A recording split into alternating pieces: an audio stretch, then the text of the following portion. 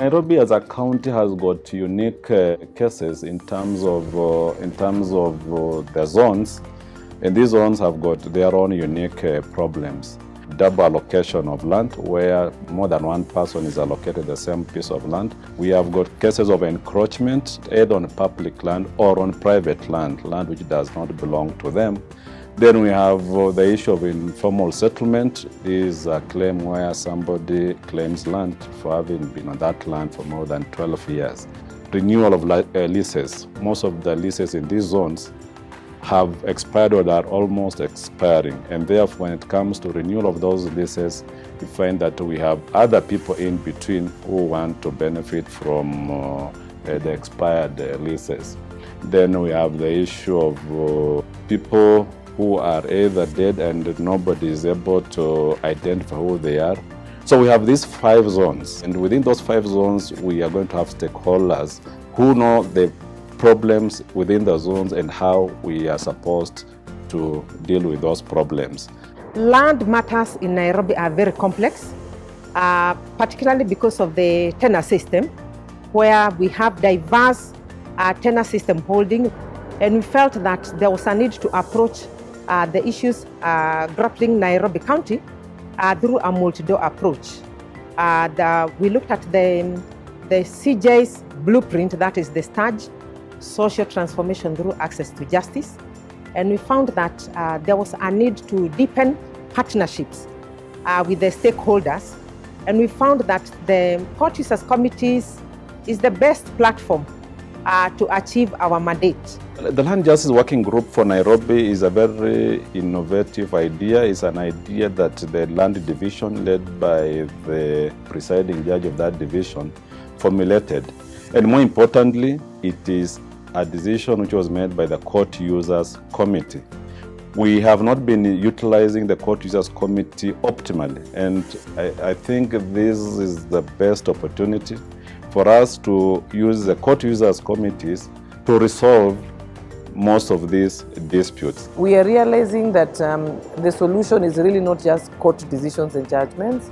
The solution is actually within the community, and a lot of the community people have the answer to what is it that is plaguing them. We are looking at an approach which requires awareness creation in the community, requires involvement of opinion shapers in the community, church leaders, of course the government leaders who are also within the community, so that everybody is at the table. We are undertaking various programs, particularly the establishment of the working groups. It is not just the Land Justice Working Group. Through the Court Users Committees, we have established that Land Justice Working Group, the Environment and Planning Working Group, as well as the Alternative Justice System Working Group. The expected outcomes would include enhanced public and investor confidence, entrenching the rule of law. We hope to eliminate land syndicates and fraudsters. We hope to bring about people-centered approach in land justice, and we also wish to bring social order and collective responsibility. There's a maxim that we say in law that ignorance of the law is not a defense, but there are a lot of people who walk through our courts who are completely ignorant, and you can't sit there and ignore the fact that we are living in a society where sometimes information is hidden from people deliberately.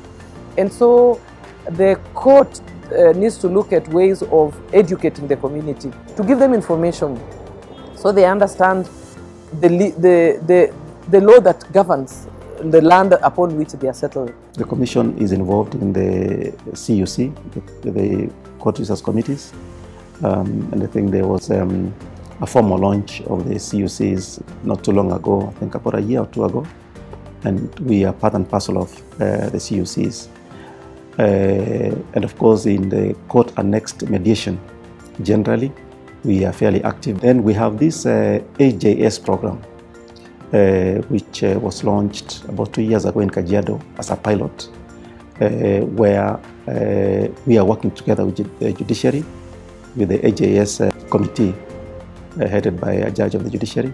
We are part and parcel of that to see how it is that matters can be resolved outside the court system within the context of community norms, community understanding of issues, and with as much informality as possible, so that then you find solutions that are then also acceptable, not just to individuals but the community at large.